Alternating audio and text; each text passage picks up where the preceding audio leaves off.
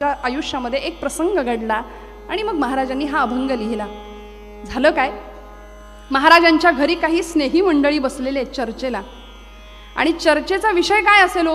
आता महाराजांचा मित्र परिवार म्हटल्यानंतर चर्चेचा विषय ठरलेला आहे. आध्यात्मिक विषयावर चर्चा सुरू आहे. एकाने प्रश्न उपस्थित केला की अरे गड्या, खूप दिवस झाले मी विचार करतोय, मला उत्तर मिळत नाही. मला सांग, या जगाच्या पाठीवर खरा भाग्यवान असा जीव कुठला आहे? जगाच्या पाठीवर खरं भाग्यवान कुणाला म्हणायचं? उत्तर सुरू झालं. एक एक एक एक पुढे यायला. एकाने उत्तर दिलं, अरे एवढं साधं तुला कसं कळत नाही? 84 लक्ष योनी मात्रांमध्ये ज्याला नरदेह मिळाला, ज्याला मानवदेह मिळाला, तो खरा भाग्यवान. पुढचा गृहस्थ म्हणाला, नाही रे गड्या, पटत नाही, एवढ्याने समाधान नाही होत. अरे नुसता नरदेह मिळून उपयोग काय? त्या देहाची ज्याला किंमत कळाली तो खरा भाग्यवान. शरीरम आद्यम खलु धर्म साधनम. शरीर हे धर्माचं साधन आहे, हे ज्यांनी जाणलं आणि ज्यांनी बलभीमाची उपासना केली, ज्यांनी आपलं शरीर आरोग्य संपन्न राखलं, ज्यांनी बलदंड देहयष्टी कमावली, कुठल्याही प्रकारचं व्यसन त्यामध्ये नाही टाकलं, असं उत्तम शरीर ज्यांनी राखलं तो भाग्यवान म्हणाले. तिसरा गृहस्थ म्हणाला, नाही रे, पटत नाही, या उत्तराने काही समाधान होत नाही. मला सांग, अगदी 12 रेड्यांचं बळ अंगात आहे आणि वरचा मजला रिकामा आहे, उपयोग आहे का काही? नाही म्हणाले. मग भर्तृहरी नीतिशतकामध्ये श्लोक लिहितात, विद्यानाम नरस्य रूपमधिकं प्रच्छन्न गुप्तं धनम, विद्या भोगकरी यश सुखकरी, विद्या गुरूणां गुरु, विद्या बंधुजनो विदेश गमने, विद्या परं दैवतं, विद्या राजसुपूजिता न तु धनम, विद्या विहीन पशु. ज्याची गणना, ज्याच्याजवळ कुठल्याही प्रकारची विद्या नाही, कला नाही, संगीत नाही, साहित्य नाही, त्याची गणना एखाद्या पशुमध्ये केली आहे म्हणाले. साक्षात पशु पुच्छ विषाणहीन. हा पुच्छ म्हणजे शेपूट, विषाण म्हणजे शिंग. शिंग आणि शेपूट नसलेला हा मानव प्राणी, असं त्याचं वर्णन केलंय भर्तृहरींनी. मग ज्याच्याजवळ तो खरा भाग्यवान म्हणाले. पुढचा गृहस्थ म्हणाला, नाही रे, नरदेह मिळाला, तो देह आरोग्य संपन्न राखला, विद्या मिळवली, एवढ्यानी माणूस भाग्यवान ठरत नाही. मग म्हणाले, आधी ज्याच्याकडे पैसा आहे तो भाग्यवान. प्रसंग चालू आहे बरं, चर्चा चालू आहे. ज्याच्याजवळ प्रचंड पैसा तो खरा भाग्यवान. कारण यस्यास्ति वित्तम स नरः कुलीन. जो बलाढ्य असा धनवान असतो ना, तो कुलवान ठरतो, शीलवान ठरतो, आचार संपन्न ठरतो. स श्रुतवान स गुणज्ञा स पंडिताः स एव वक्ता स च दर्शनीयः सर्वे गुणः कांचनम आश्रयन्ते. सगळी गुण त्याच्याकडे आश्रयाला येतात म्हणाले. समजा एखाद्या संस्थेचा उद्घाटन प्रसंग आहे एखाद्या गावामध्ये, आणि त्या संस्थेच्या उद्घाटनाच्या कार्यक्रमाला पंचकृषीतला एक वक्ता बोलवला. वक्त्याचं भाषण सुंदर झालं.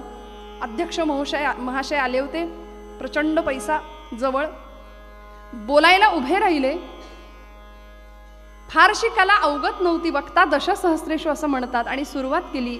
म्हणाले, या संस्थेला माझ्यातर्फे 10 लाख रुपयांची देणगी जाहीर. दुसऱ्या दिवशी पेपरला पहिल्या पानावर यांचा फोटो. आमच्या गावचे आचारशील, आमच्या गावचे विचारवंत अमुक अमुक अमुक यांनी या संस्थेला 10 लाखाची देणगी दिली.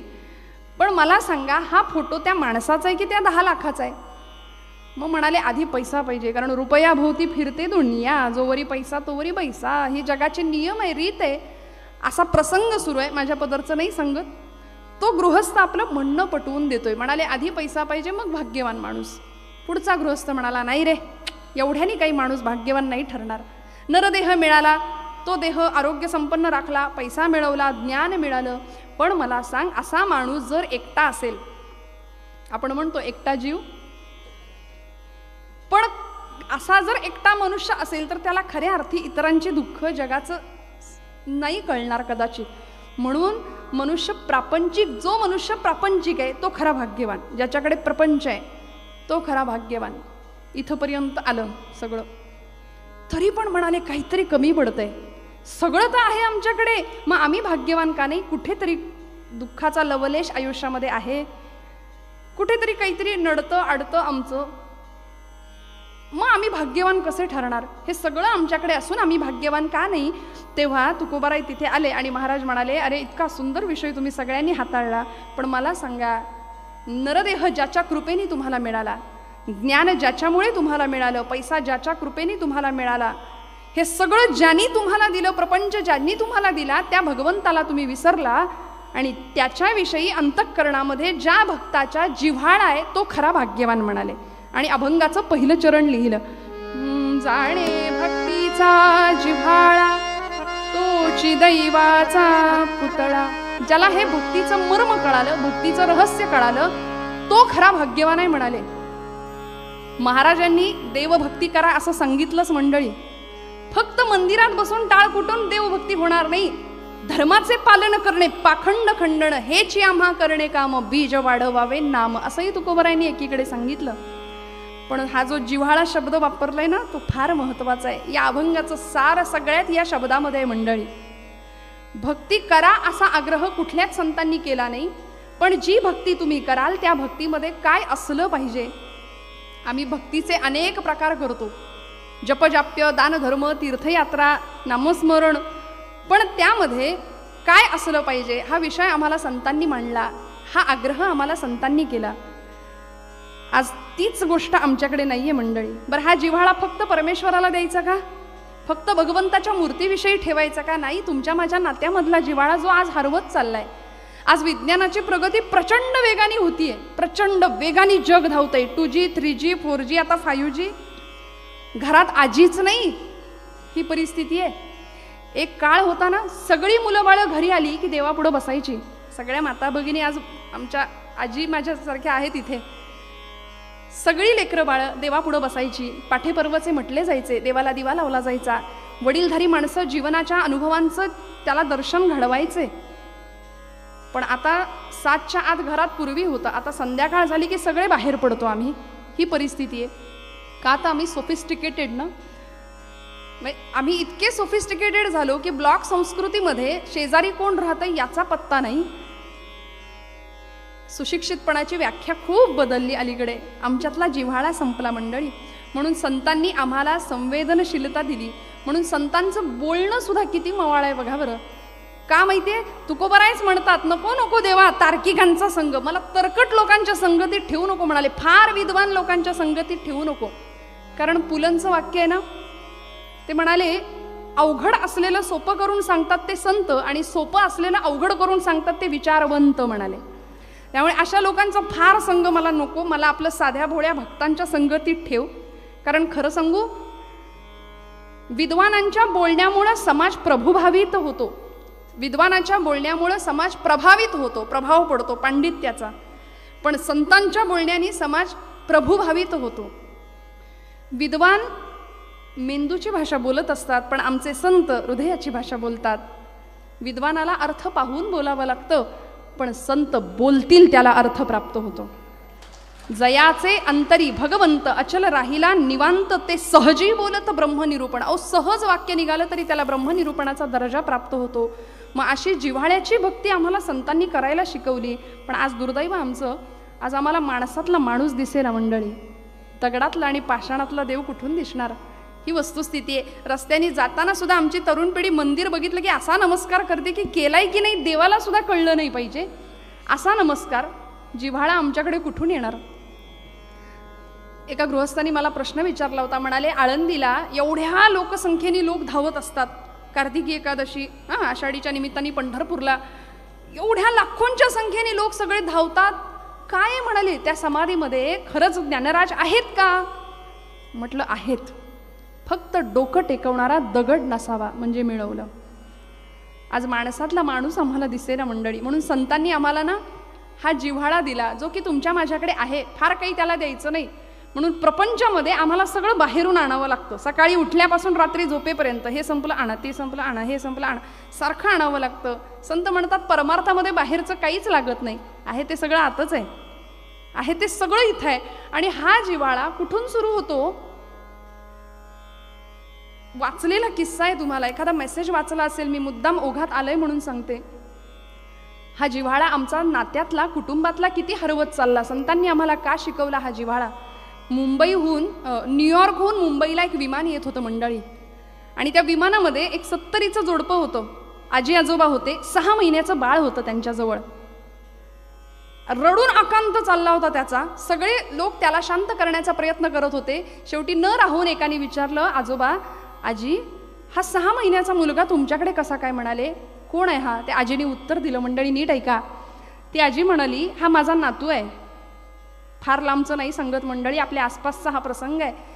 माझा नातू आहे म्हणाले हा. डिलिव्हरीसाठी आम्ही न्यूयॉर्कला गेलो, मूल जन्माला आलं. 6 महिने आम्ही तिथे राहिलो. आता मूल 6 महिन्याचं झालं. आम्हाला असं सांगण्यात आलं की या मुलाला घेऊन तुम्ही भारतात जा, 8 वर्षापर्यंत त्याला वाढवा. खूप समजूत घातली दोघांची, खूप समजूत घातली, पण ऐकायला तयार नाही. दोघंही IT फील्डमध्ये, लाखांचं पॅकेज आहे. पैशांवर लाथ मारायला धजेना मन. नोकरी कशी सोडायची मुलाच्या संगोपनासाठी? हे सगळं मनामध्ये विचार गोंधळ सुरू होता. आमचा पासपोर्टचा दिवस जवळ येत होता. खूप समजावून सांगितलं बाळाच्या आईला, बाई ग, किमान 3 वर्षापर्यंत, 3.5 वर्षापर्यंत बाळाने आईच्या हृदयाचे ठोके ऐकले पाहिजेत. असं हे 350-400 वर्षापूर्वी गडाचे सगळे दरवाजे बंद झालेले असताना हिरकणी नावाची माझी आई, की ती सुद्धा पोटासाठीच कमवत होती, ती सुद्धा पैसाच कमवत होती, दुधाचा व्यवसाय पोटासाठीच करत होती ना, पण पाळण्यात रडणाऱ्या बाळाचा आर्त टाहो अंतःकरणापर्यंत पोहोचला. रात्रीच्या अंधकारात सगळे दरवाजे बंद झालेले असताना बुरुज उतरून खाली आली. म्हणून 350 वर्षानंतर आम्ही सुद्धा हिरकणी बुरुज आठवतो. म्हणून कीर्तनामध्ये आम्हाला सगळ्या वृत्तांचा, सगळ्या पदांचा आढावा घ्यावा लागतो, समावेश करावा लागतो. तसंच एखादं भावगीत सुद्धा घालावं लागतं. लोकांना आवडतं. मला सांगायचा मुद्दा असा आहे मंडळी, आज जर आमच्या अंतःकरणात जिव्हाळा नसेल ना, तर असा प्रश्न विचारावा लागतो की जे सगळ्यांच्या आवडीचं भावगीत आहे सुंदर, लहरी राजा प्रजा आंधळी अधांतरी दरबार, अजब तुझे सरकार उद्धवा, अजब तुझे सरकार उद्धवा, अजब तुझे सरकार.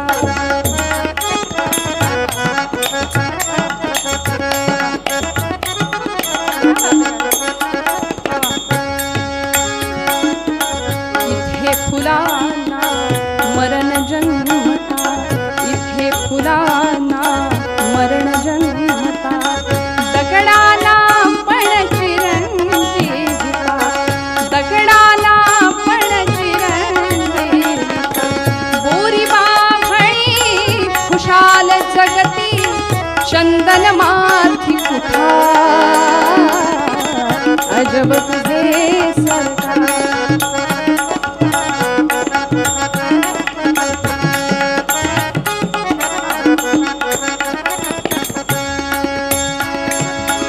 लबाड जोडीती इमले माड्या, गुणवंताना मात्र झोपड्या, पतिव्रतेच्या गळ्यात धोंडा, वेशेरा मणिहार, अजब तुझे सरकार उद्धवा, अजब तुझे सरकार.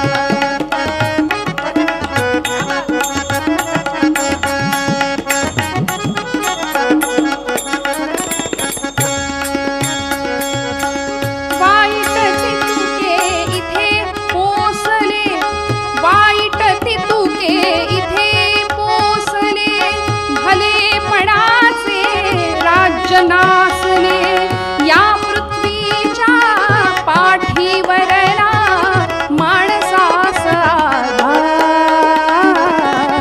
अजब तुझे सरकार उद्धवा, अजब तुझे सरकार उद्धवा, अजब तुझे सरकार. म्हणून ना 2 मिनिटं माणूस खळखळून हसणं सुद्धा विसरून गेला. आम्हाला हास्य क्लब लावावे लागले. आम्हाला फोटोग्राफरला सुद्धा आम्हाला सांगावं लागतं, आता जरा हसा, स्माईल प्लीज. पूज्य पांडुरंग शास्त्री आठवले, दादा म्हणायचे ना त्यांना एकाने प्रश्न विचारला होता. म्हणाले, दादा ज्ञानी माणूस कसा ओळखायचा हो? तर दादांनी उत्तर दिलं होतं. ते म्हणाले, ज्याचा चेहरा एरंडेल प्यायल्यासारखा असतो ना, तो ज्ञानी म्हणाले. ज्ञानी माणसाची व्याख्या त्यांनी अशी केली, आम्ही हसणंच विसरून गेलो, आणि आम्ही हसलो तर लोक आम्हाला आध्यात्मिक म्हणणार नाहीत की काय, असं काहीतरी लोकांना बहुतेक भीती वाटते.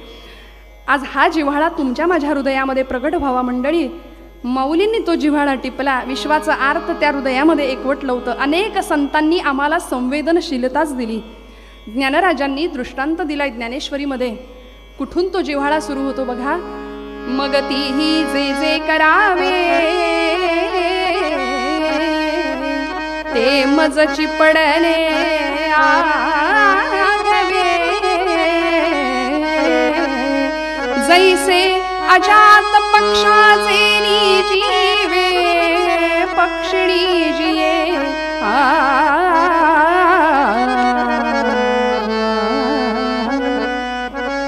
कुठून सुरू होतो. अंड्याचा कोश फोडून पिलू बाहेर आलेला असतो. अजून पंख फुटायचे, डोळे उघडायचे आणि त्या पिलाला कुठून कुठून आणून ती पक्षिणी दाणा भरवत असते. ती पक्षिणी ज्या प्रेमाने, ज्या मायेने, ज्या आत्मीयतेने दाणा भरवते त्या पिलाला, त्याच प्रेमाने, त्याच मायेने, त्याच आत्मीयतेने मी माझ्या भक्ताचा सांभाळ करतो, भगवंताचं आश्वासन आहे. मग ती पक्षिणी किती जिव्हाळ्याने त्याला भरवते, भगवंत तेवढ्याच जिव्हाळ्याने आम्हाला सांभाळतो. फक्त आमचा जिव्हाळा भगवंताप्रती किती आहे हा ज्याचा त्याचा प्रश्न आहे. इतक्या प्रेमाने ती पक्षिणी त्या पिलाला सांभाळत असते. आणि ते सगळं चित्र आमच्या समोर खानदेशातल्या अशिक्षित कवयित्री 4थी पास बहिणाबाई त्यांनी मांडलं ना सगळं चित्र. अशिक्षित कवयित्री बरं, सुशिक्षितांना सांगतात ओष्ठव्यंजन, तांजव्यंजन, दंतव्यंजन. PhD साठी प्रबंधाला हा विषय घेतला जातो बहिणाबाईंच्या काव्याचा. अशिक्षित कवयित्री पण काय सुंदर रचना करावी आणि काय सुंदर आम्हाला तुमच्या समोर ते चित्र मांडावं. अरे खोप्या मंदी खोपा, अरे खोप्या मंदी खोपा सुगरणीचा चांगला, अरे खोप्या मंदी खोपा सुगरणीचा चांगला, देखा पिलासाठी तिने झोका झाडाले टांगला.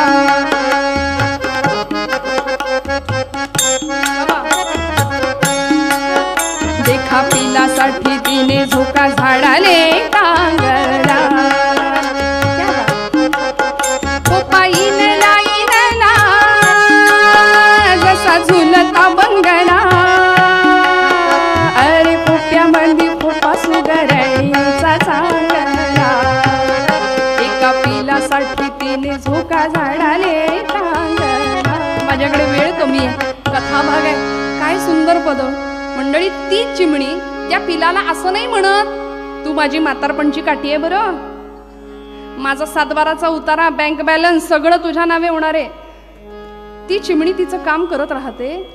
तिला माहिती असतं याला पंख फुटले, डोळे उघडले की हे उडून जाणार आहे, ते स्वतःचं आकाश तयार करणार आहे.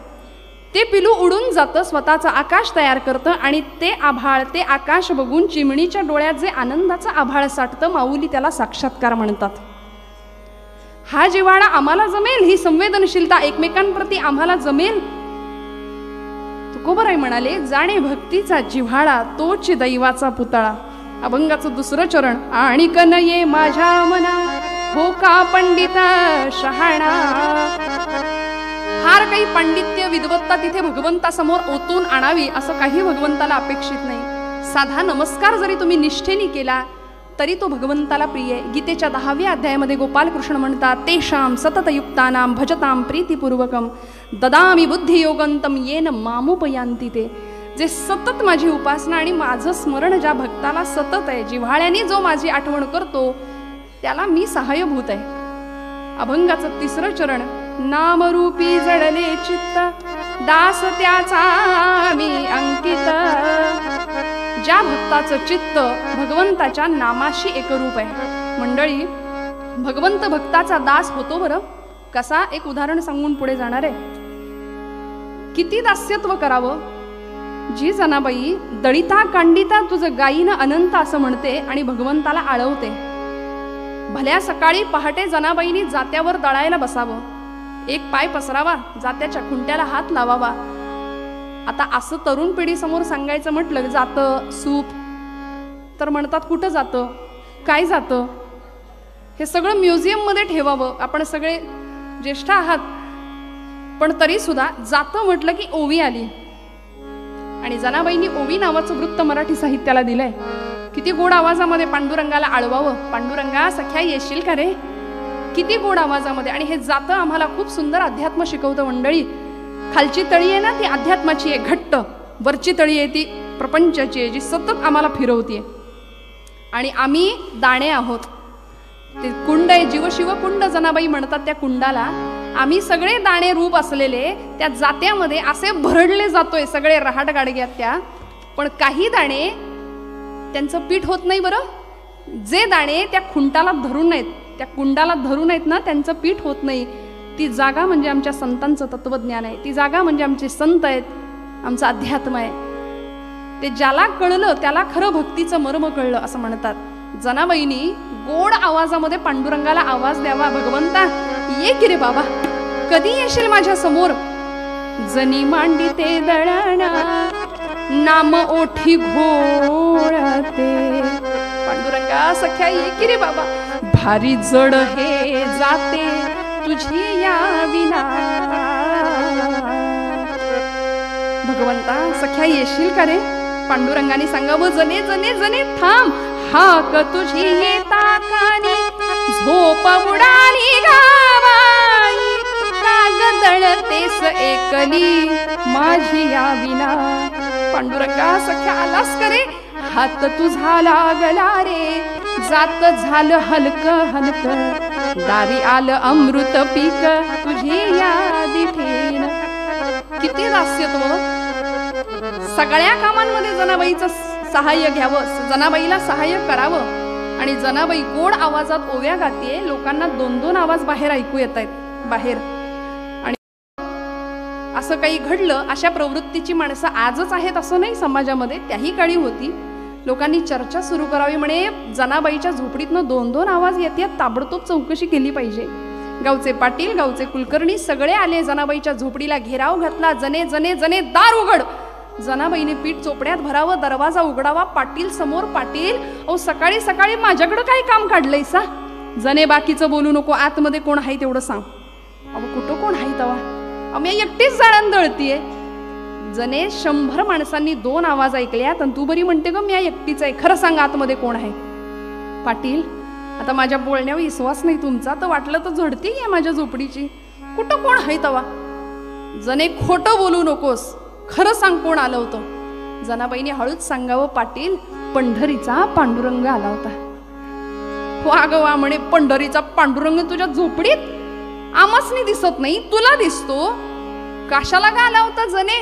जनाबाई म्हणते, जोंधळ्याच्या भाकरीची चव लई न्यारी, पंढरीचा राणा येतो जनाईच्या दारी.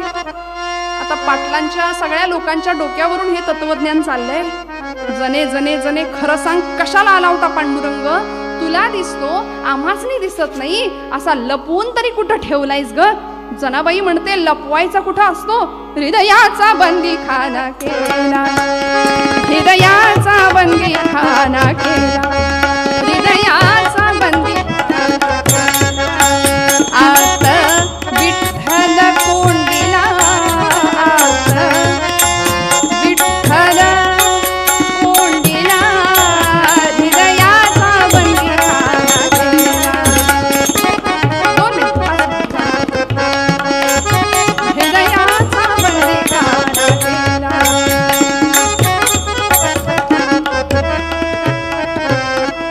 नामरूपी जडले चित्त, दास त्याचा मी अंकित. भगवंत भक्ताचा दास होतो. सगळ्यांचं लक्ष घड्याळाकडे आहे, मला माहिती आहे, मला पूर्ण जाणीव आहे. 8:30ला कीर्तन सुरू झालंय आपलं. फार वेळ आपल्याला म्हणजे वाजले की 12 असं म्हणायला अजिबात तुम्हाला लावणार नाही. 10:30च्या आतच कीर्तन मी संपवायचा प्रयत्न करीन. थोडंसं पुढे मागे होईल, म्हणजे मागे नाही पुढेच. थोडीशी मानसिकता तयार केलेली बरी असते, पण काळजी करू नका, फार वेळ तुम्हाला कंटाळा येईल इथपर्यंत नाही करणार. अभंगाचं शेवटचं चरण तुकोबाराय म्हणतात, तुका म्हणे नवविध भक्ती जाणे तोची सिद्ध. पूर्वरंगामध्ये सगळा अभंग सोडवला की सगळ्यांना समाधान असतं. नवविधा भक्ती भागवतामध्ये प्रल्हादानी आपल्या पित्याला सांगितली. श्रवणम कीर्तनम विष्णुस्मरणम पादसेवनम अर्चनम वंदनम दास्यम सख्यम आत्मनिवेदनम. ही नवविधा भक्ती ज्याला साधली असा भक्त सिद्ध असतो. ज्याला भक्तीचा जिव्हाळा कळाला तो सिद्ध भक्त, तो ज्ञानी भक्त. आणि अशी जिव्हाळ्याची भक्ती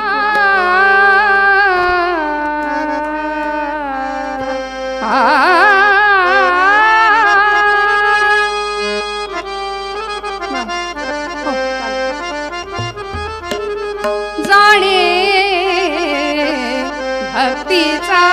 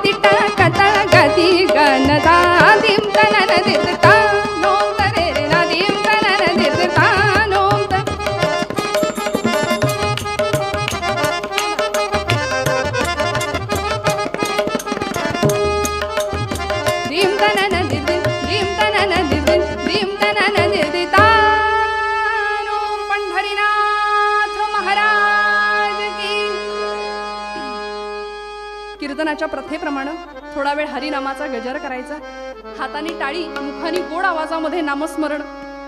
कीर्तनातली टाळी टाळायची नसते असं म्हणतात.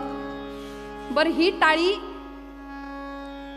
या आमच्या टाळी एका शब्दावरती नारदीय कीर्तनामध्ये आर्या नावाचं वृत्त ज्यांनी दिलं असे बारामतीचे मोरोपंत पराडकर त्यांनी कोटी केली.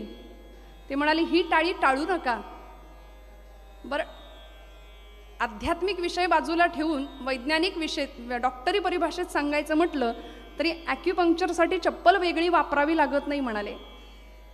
टाळीमुळे जे पॉइंट्स दाबले जातात त्यामुळे हार्ट चांगलं राहतं. आळंदी पंढरपूरच्या वाऱ्या करणारी माणसं कुठल्याही प्रकारचं औषध घ्यावं लागत नाही. मध्ये कोलेस्टेरॉल येत नाही तर काय ते डोक्याच्या केसापासून पायाच्या नखापर्यंत रक्तपुरवठा सुरळीत चालतो म्हणाले. छान आनंदाने आणि मोकळ्या मनाने मोकळ्या गळ्याने गा. मोरोपंत म्हणतात, टाळी मृदुरमणीसी. किती टाळ्या आहेत बघा व्यवहारामध्ये. टाळी मृदुरमणीसी उच्च स्वरे करटाळी. पोटाची एक टाळी तदुपरी दुसरी लागली ध्यान टाळी. टिंगलीसाठी टाळी भाकरी करिता टाळी. जुन्या माता भगिनी इथे आहेत, पहिल्या हातावर भाकऱ्या असायच्या ना. जरा कोणाची टिंगल झाली चेष्टा झाली की आपण काय म्हणतो मित्रासी देवभू टाळी. याला म्हणायचं साथ.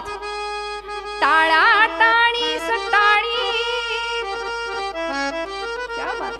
त्यासी काळ कवटाळी जी टाळी जन्म मरणाते टाळी म्हणून कीर्तनी वाजवा शुद्ध टाळी. पंढरीनाथ महाराज की. हे हातातनं सगळं यायला खूप वर्षांची तपश्चर्या मंडळी या दोघही माणसांच्या जवळ. अनेक मोठ्या मोठ्या कलाकारांना साथीदारांना कीर्तनकारांना वाजवलेले हे दोन हात आहेत. म्हणून म्हटलं हे नादब्रह्म आणि हे स्वरब्रह्म आज माझं भाग्य की माझ्या साथीला आहे असून या निमित्ताने. आणि कल्याणचे दोघही कल्याण म्हणून आणि दोघांचेही आशीर्वाद आपल्या सगळ्यांचं प्रेम या निमित्ताने घेऊन जाणारे याची खात्री आहे. जय जयकाराचा आवाज सगळ्यांचा येऊ द्या. नामस्मरण सगळ्यांनी ठणकावून करा. रंग रंग पांडुरंग रंग विठ्ठला. बोला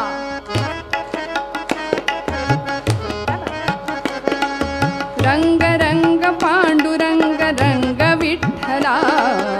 रंग रंग रंग रंग पांडुरंग रंग विठ्ठला. बोला बोला सगळ्यांचा आवाज. रंग रंग पांडुरंग रंग विठ्ठला.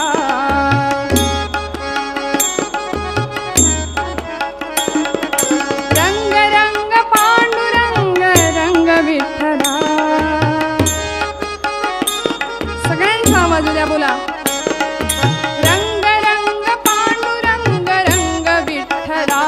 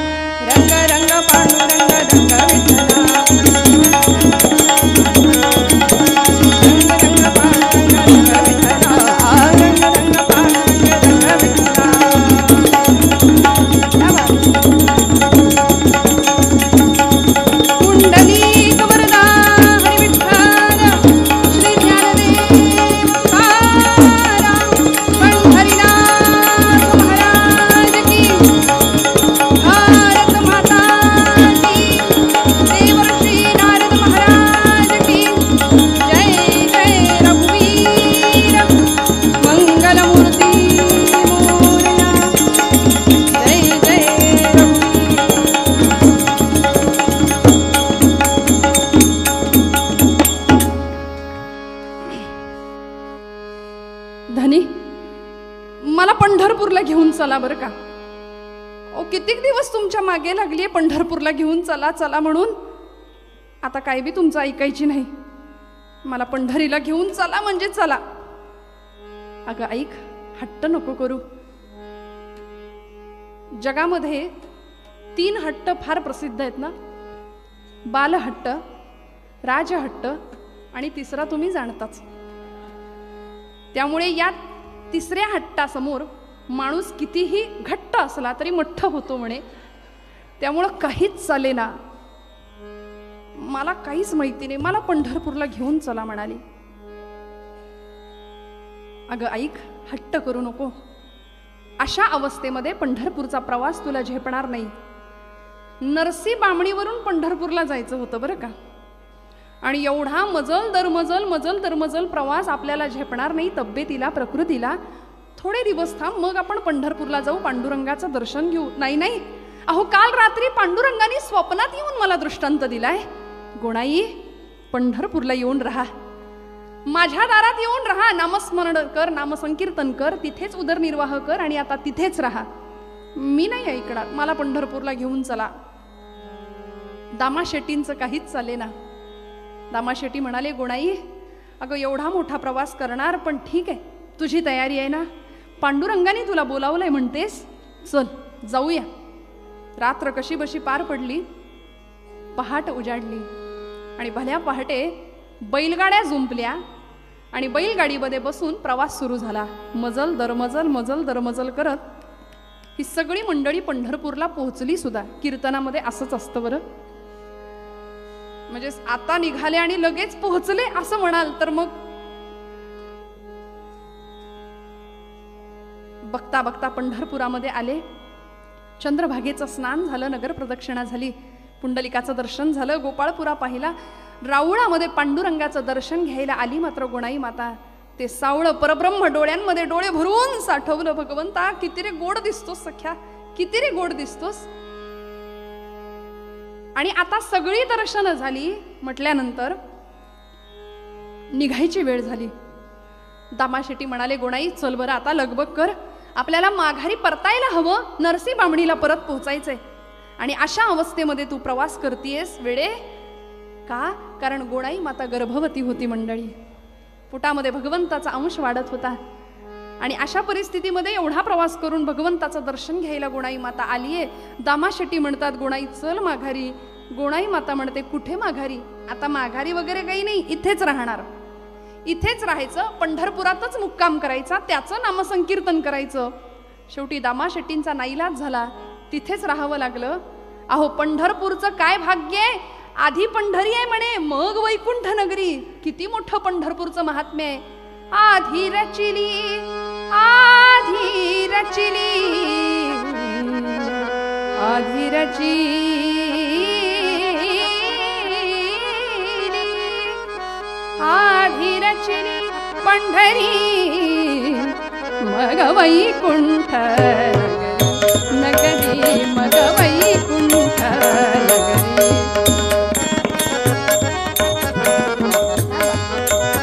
मग वैकुंठ नगरी नगरी मग वैकुंठ नगरी.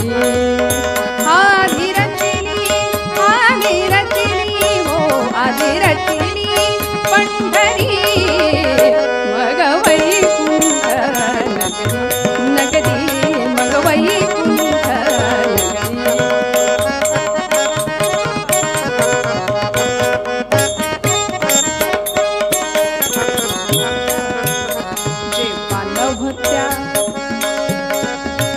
जेव्हा नभते चराचर जेव्हा नभते चराचर तेव्हा होते पंढरपूर तेव्हा होते पंढरपूर तेव्हा होते पंढरपूर तेव्हा होते पंढरपूर. मग वैकुंठ नगरी मग वैकुंठ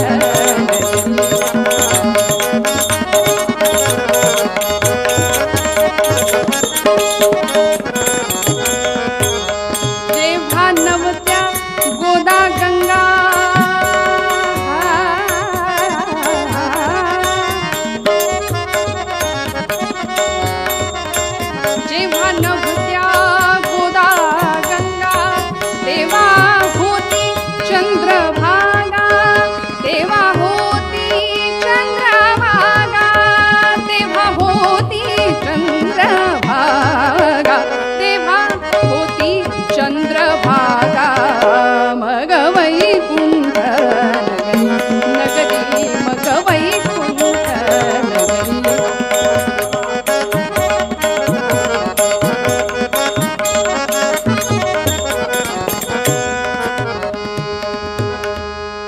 वावरामध्ये उदरनिर्वाह करायचा ठरला. आता जातीने शिंपी समाजातली ही मंडळी,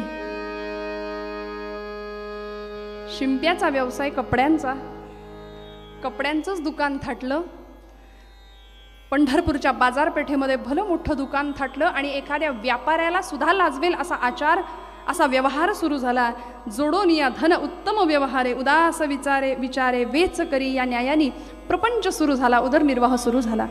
दिवसामागून दिवस गेले मंडळी आणि गोणाई मातेला पुत्र संतती झाली. मुलगा जन्माला आला. नाव ठेवलं नामदेव.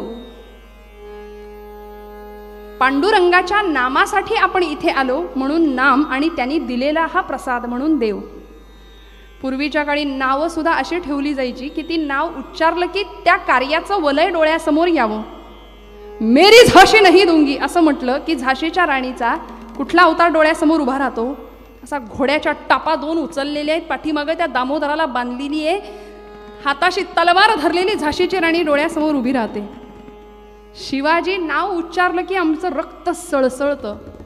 जी जिद्द, ज्या जाज्वल्य, देशप्रेम, बाणेदारपणा आणि ईश्वरार्पण वृत्ती अशी जिजाबाई आठवली की आम्हाला ते करारी पण आठवतं. म्हणून म्हटलं नावा पाठीमागं कार्याचं वलय असतं. आता काय, आता बोलायलाच नको. सिरियल आणि पिक्चरच्या नावांची एवढी क्रेज आहे की आम्हाला तीच नावं जास्त हवीशी वाटतात. म्हणून आमचे आदर्श आणि या जुन्या पिढीचे आदर्श फार वेगळे होते.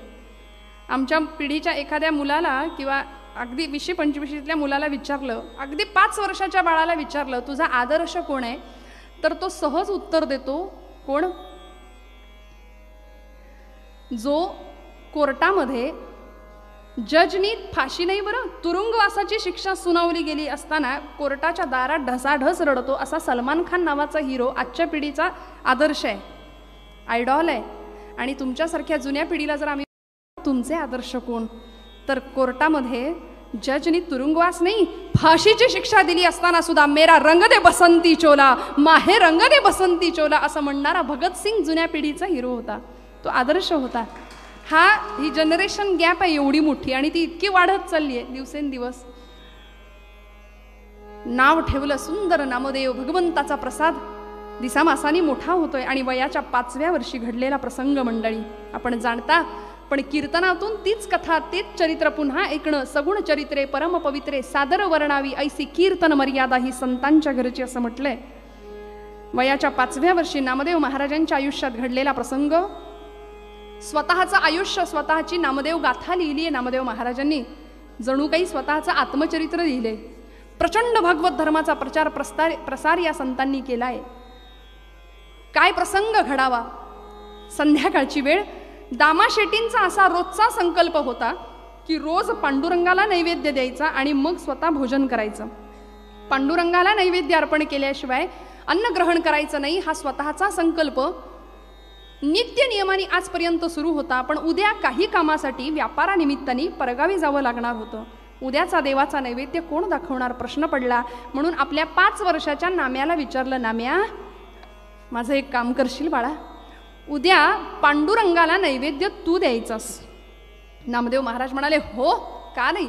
वयाच्या 5व्या वर्षी बाबांनी एवढं सुंदर काम सोपवलं, आनंद वाटला. म्हणाले, बाबा जाणार मी उद्या, पांडुरंगाला नैवेद्य मी देणार. आणि निघाले.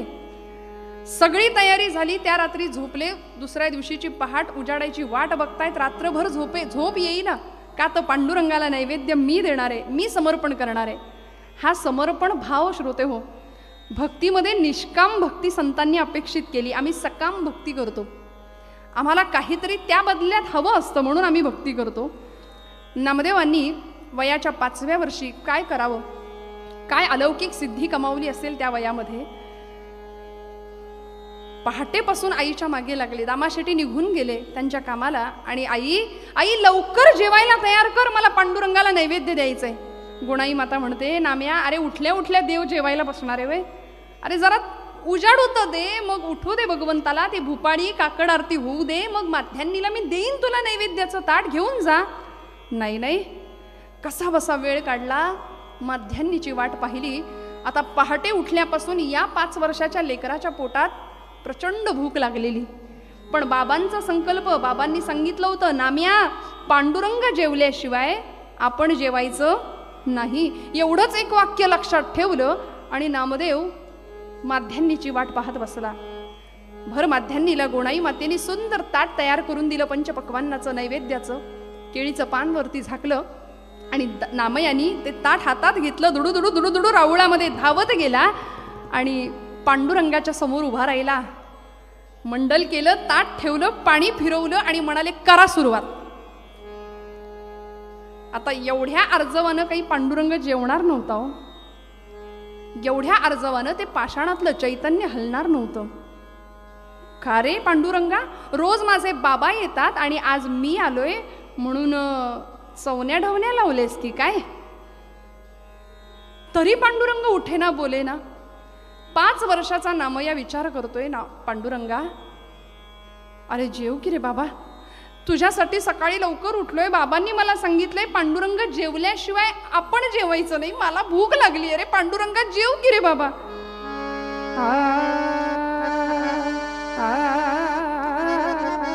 पांडुरंगा जेव की रे बाबा. तरी पांडुरंग हलेना बोलेना. मंडळी, समर्पणाचा भाव नैवेद्यातला, आपण म्हणतो नैवेद्यम समर्पयामी, पण आमच्याकडे आम्ही किती हुशार बघा. आमच्याकडे वाक्यच असं बदलतंय, जा रे देवाला नैवेद्य दाखवून आण. तो समर्पण भाव वगैरे नाहीच. मग आम्ही पाणी फिरवतो, दाखवतो नैवेद्य आणि लगेच काढून घेतो. आम्हाला केवढी भीती, खाल्लं बिल्लं तर करायचं काय. माऊली म्हणते, ऐशी कर्मे साम्य दशा जै होय विरेशातई मग आपैसा प्रभू कृपा होय.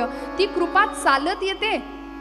मुरारी बापू आपल्या प्रवचनात सांगतात, ते म्हणाले, ठाकुर को हमारे साथ बात करने की हर रोज इच्छा होती है, लेकिन मोस्ट ऑफ द टाइम हमारा मोबाइल एक तो स्विच ऑफ रहता है, एक तो रेंज नहीं मिलती, नहीं तो एंगेज रहता है.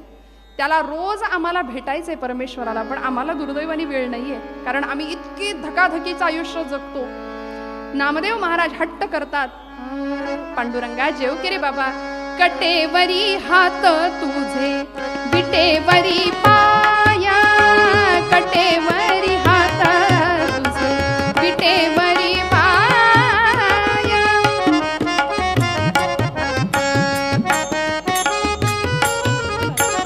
पंढरीच्या पांडुरंगा, पंढरीच्या पांडुरंगा पाहतोसी काय. कटेवरी हात तुझे विटेवरी पाया, कटेवरी हात तुझे विटेवरी पाया, कटेवरी हात तुझे विटेवरी पाया. पांडुरंगा अरे बऱ्या बोलानी जेव रे बाबा. आई आपल्याला जे जे करते ते सगळं तिथं चाललं होतं बरं. आता बऱ्या बोलानी जेव बरं. नाही जेवलास तर चुलीतलं लाकूड आणून फोडून गाडीन. 5 वर्षाचा नामया पांडुरंगाला अर्जव करतोय, पांडुरंगा जेव की रे बाबा. मंडळी, आमच्या या नारदीय कीर्तनामध्ये जुन्या कीर्तनकारांनी काय बहार केलीये. काल ज्यांचं कीर्तन आपण ऐकलं आफळे बुवांचं, त्यांचे वडील गोविंद स्वामी आफळ्यांनी फार सुंदर पद या कामामध्ये, या आख्यानामध्ये केलेलं आहे. जुन्या काळी काय किंवा आजच्या काळी काय, आमच्या मुलांना पिक्चर मधली गाणी प्रचंड आवडतात. चाल मोहिनी घालते, चाल आवडते, अर्थाशी फारसं घेणं देणं नसलं तरी, आणि मग ती गाणी लगेच पाठ होतात. आमच्या घरातल्या एखाद्या कार्ट्याला म्हटलं, बाबा रे अथर्वशीर्ष रामरक्षा पाठ करती, होणार नाही लवकर, पण सैराटचं गाणं लगेच पाठ होईल. हा फरक आहे. मग असं काही सांगितलं जुन्या काळी, घरामध्ये एखादी राधा नावाची आजी यायची कामाला भांडी घासायला, आणि घरातल्या एखाद्या मुलाला तिने सांगावं, बाळा म्हण रे गाणं छानपैकी, मस्त माझी अशी भांडी पटकन घासून होतील. आणि त्या बाळानी 8 वर्षाच्या त्या मुलांनी गाणं म्हणायला सुरुवात करावी, मेरे मन की गंगा, पुढचं म्हणत नाही. आणि असं काहीतरी त्यानं गाणं सुरू केलं की वडिलांनी येऊन पाठीत धपाटा घालावा, कारट्या तुझं वय काय, राधाबाईचं वय काय, तिचं नाव नेमकं राधा, बोल राधा बोल, असं काहीतरी म्हणायला लागला. तू 8 वर्षाचा, राधाबाई 60 वर्षाची, असं काहीतरी करायला आपल्याला शाळा पिक्चर काढायचे, टाइमपास, शाळा, सैराट सगळंच निघालो. आणि इतक्या आवडीने आम्ही सगळे आमची लेकरं ते पिक्चर पाहतात, राष्ट्रीय पुरस्कार प्राप्त. आणि असं काहीतरी घडलं की मुलांना ठीक आहे, तुला हे गाणं आवडतंय ना, गाण्याची चाल आवडतीये ना, मग आता हे गाणं नाही म्हणायचं म्हणाले, गाण्याचे शब्द बदलूया, चाल तीच ठेवूया. काय बुवांनी बहार केलीये. आता नामदेव महाराज पांडुरंगाला आर्जव करतायत, हट्ट करतायत, पांडुरंगा जेव रे बाबा, अशी कल्पना करून गाणं म्हणूया. भोळा पुसतो नामा, भोळा पुसतो नामा, अन पांडुरंग घुमा का, भोळा पुसतो नामा, अन पांडुरंग घुमा का, बोल देवा बोल भोजन घेता का नाही, बोल देवा बोल भोजन घेता का नाही, भोळा पुसतो नामा, बोल देवा बोल भोजन घेता का नाही, बोल देवा बोल भोजन घेता का नाही.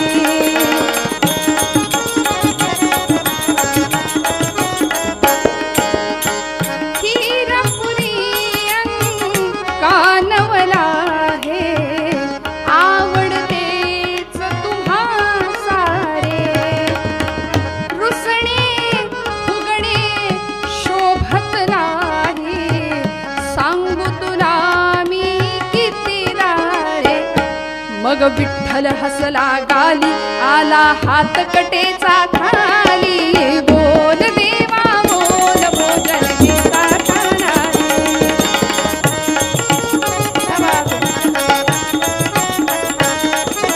बोल देवा बोल भोजन घेता का नाही. बऱ्याच जणांना शब्द तेच आठवले असतील. नामदेव महाराज हट्ट करतायत, पांडुरंगा जेव रे बाबा, अरे आता 10:30 होतील थोड्या वेळात, तू जर असा जेवला नाहीस किती उशीर करणार आहेस सांग बरं. तरी पांडुरंग जेवायला तयार नाही मंडळी. आता जर पांडुरंगा बऱ्या बोलाने जेवला नाहीस ना, तर बाबा येतील आणि मला विचारतील, नाम्या पांडुरंग जेवला का. मी नाही म्हणालो तर त्यांच्या हाताचा आणि माझ्या पाठीचा काय तो संगम होईल म्हणाले. त्यामुळे पांडुरंगा आता बऱ्या बोलाने जेव, आणि आता जेवणार नसशील ना तर इथे या पायरीवर डोकं आपटून जीव देईन.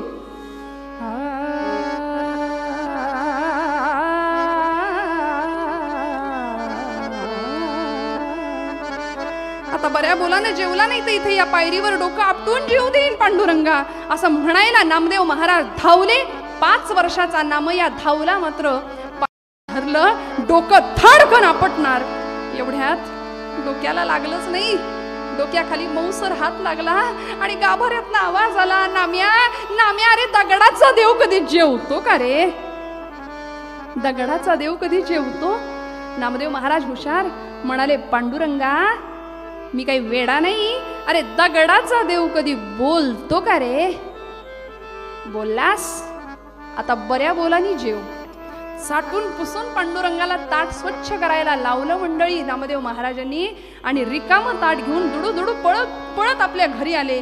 गोणाई मातेला सांगितलं, आई अगं किती नखरे चालले होते, जेवायला तयार नाही, लवकर जेवायला वाढ, आता मला भूक लागली. गोणाई मातेने रिकामं ताट पाहिलं, म्हणाली, नाम्या कार्ट्या, अरे एवढा धीर धरवला नाही होय तुला. सगळ्या मित्रांनी जमून संपवलं ना देवळातच पांडुरंगाला नैवेद्य अर्पण करायला, एवढा धीर धरवला नाही तुला, एवढं सगळं संपवून टाकलंस. नामदेव महाराज म्हणतात, नाही गाई मी नाही संपवलं. मग कोणी खाल्लं नैवेद्याचं ताट. आई अगं ज्याच्यासाठी होतं त्यांनी संपवलं. नाम्या कार्ट्या खोटं बोलू नको, खरं सांग कोणी संपवला नैवेद्य. आई अगं खोटं कसं बोलायचं हेच मला माहिती नाही, मी खोटं का बोलेन. बरं कुणी बघितला देव जेवला, ते देव जेवला म्हणतोस ना, कुणी बघितलं देव जेवलेला. आई कुणी कशाला बघायला पाहिजे ग. या डोळ्यानी मी ग पाहिला, कुणी कशाला बघायला पाहिजे. मी सांगतो मी पाहिलाय. नाम्या खोटं बोलू नको, अगं सांगतो ना कसा जेवला, ऐक तरी. या डोळ्यानी मी ग पाहिला, देव जेवला ग, देव जेवला, देव जेवला ग,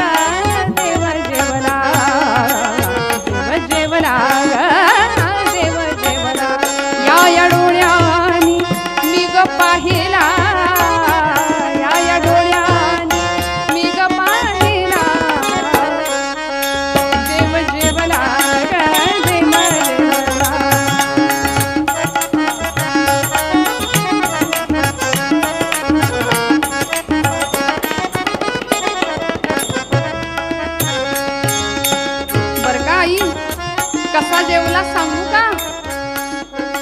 तुम्ही पण ऐका ह. काय पांडुरंगाचं जेवण करावं?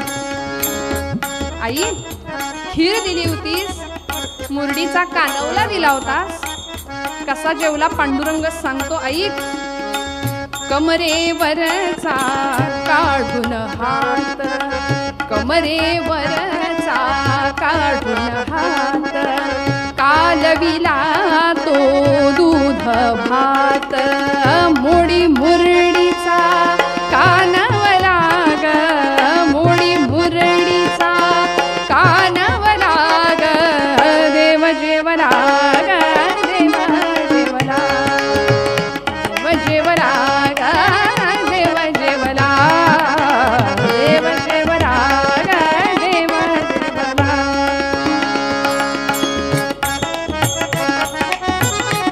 आता कसा जेवला सांगतो ऐक. ओ रप्पली ग, ओ रप्पली ग, त्यानं खीर ओ रप्पली ग.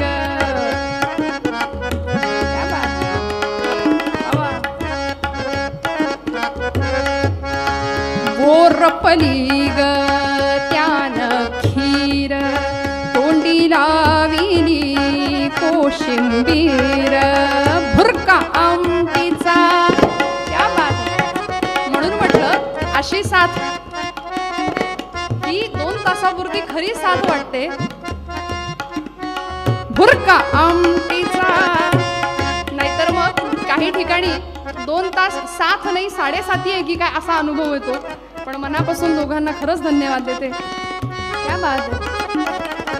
भुरका आमटीचा मारियला ग, देव जेवला ग, देव जेवला, देव जेवला ग, देव जेवला.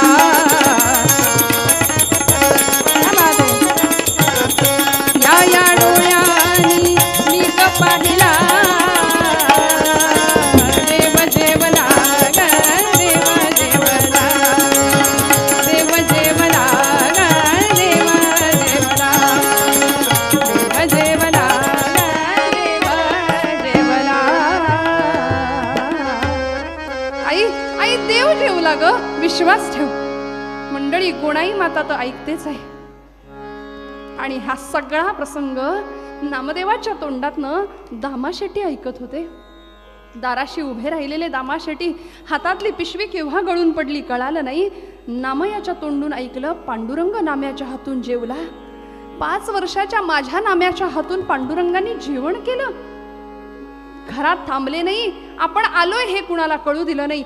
धावत दामाशेट्टी राऊळात गेले, पांडुरंगासमोर उभे राहिले आणि व्याकुळ होऊन पांडुरंगाला सांगतायत, पांडुरंगा काय रे, तू आज नाम्याकडून जेवलास. आज माझा नाम्या मला सांगतोय पांडुरंग माझ्याकडून जेवला. खरं सांग पांडुरंगा, तू नामदेवाकडून जेवलास. गेली 40 वर्ष मी तुला नैवेद्य अर्पण करतो. तुला नैवेद्य अर्पण केल्याशिवाय मी अन्नग्रहण केलेलं नाही. आणि आज